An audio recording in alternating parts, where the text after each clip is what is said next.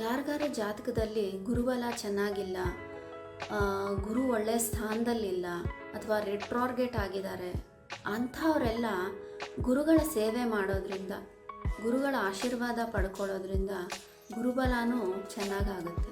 ಅಷ್ಟೇ ಅಲ್ದಿರ ಈ ಗುರು ಪೌರ್ಣಮಿಯ ದಿವಸ ಗುರುಗಳ ಕಟಾಕ್ಷದ ಜೊತೆ ಲಕ್ಷ್ಮೀ ಕಟಾಕ್ಷನೂ ಇದ್ದರೆ ತುಂಬ ಒಳ್ಳೆಯದಲ್ವಾ.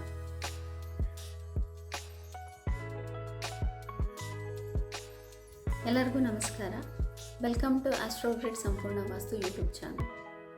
ಇವತ್ತು ನಾವು ಗುರು ಪೌರ್ಣಮಿಯ ವಿಶೇಷತೆ ತಿಳ್ಕೊಳ್ಳೋಣ.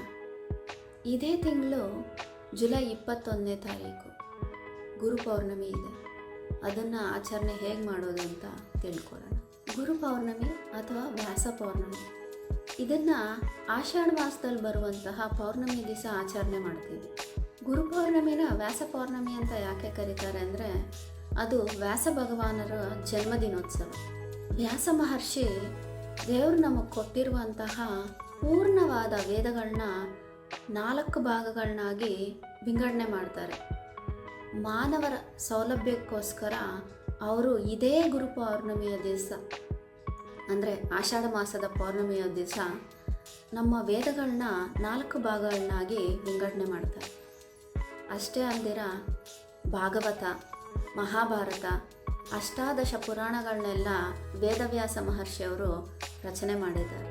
ಈ ಜಗತ್ತಿಗೆ ಗುರುಗಳಾದಂತಹ ವೇದವ್ಯಾಸ ಮಹರ್ಷಿಯವರ ಜನ್ಮದಿನವನ್ನು ಗುರು ಪೌರ್ಣಮಿಯಾಗಿ ಆಚರಣೆ ಮಾಡಬೇಕು ಅಂತ ನಮ್ಮ ಆದಿಶಂಕರಾಚಾರ್ಯ ಅವರು ನಿರ್ಣಯ ಮಾಡಿ ಅವರೇ ಮೊಟ್ಟ ಮೊದಲ ಬಾರಿಗೆ ಗುರು ಪೌರ್ಣಮಿಯನ್ನು ಆಚರಣೆ ಮಾಡಿದರು.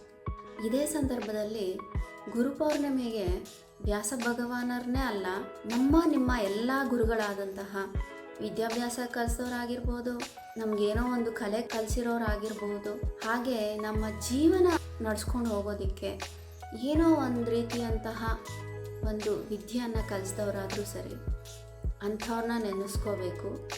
ಅಂಥವ್ರನ್ನ ಈ ದಿವಸ ಗುರು ಪೌರ್ಣಮಿ ದಿವಸ ಪೂಜೆ ಮಾಡೋದು ಅಥವಾ ಅವ್ರಿಗೆ ಗೌರವ ಸಲ್ಲಿಸೋದು, ಏನೂ ಆಗಿಲ್ಲ ಅಂದರೆ ಅವ್ರ ಹತ್ರ ಹೋಗಿ ಅವ್ರಿಗೇನೋ ನಮ್ಮ ಕೈಲಾದ ಗೌರವ ಸಲ್ಲಿಸಿ ಹೂವು ಹಣ್ಣು ಕೊಟ್ಟು ಅವ್ರ ಕಾಲಿಗೆ ನಮಸ್ಕಾರ ಮಾಡಿ ಅವ್ರ ಆಶೀರ್ವಾದ ಪಡ್ಕೊಳ್ಳೋದ್ರಿಂದನೂ ಗುರುಗಳ ಕಟಾಕ್ಷ ನಮಗೆ ಚೆನ್ನಾಗಿ ಸಿಗುತ್ತೆ.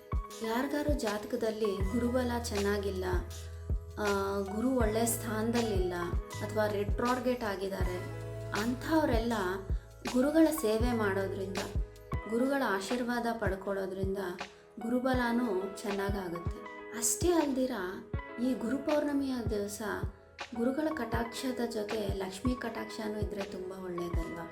ಅದಕ್ಕೋಸ್ಕರ ಈ ಗುರು ಪೌರ್ಣಮಿಯ ದಿವಸ ಸಾಯಂಕಾಲದೊತ್ತು ಗೋಪೂಜೆ ಮಾಡೋದು ಅಥವಾ ಗುರುಗಳ ದೇವಸ್ಥಾನಕ್ಕೆ ಹೋಗಿ ಗುರುಗಳ ಸೇವೆ ಮಾಡೋದು, ಗುರುವಿನ ಸ್ತೋತ್ರಗಳು ಮಾಡೋದು.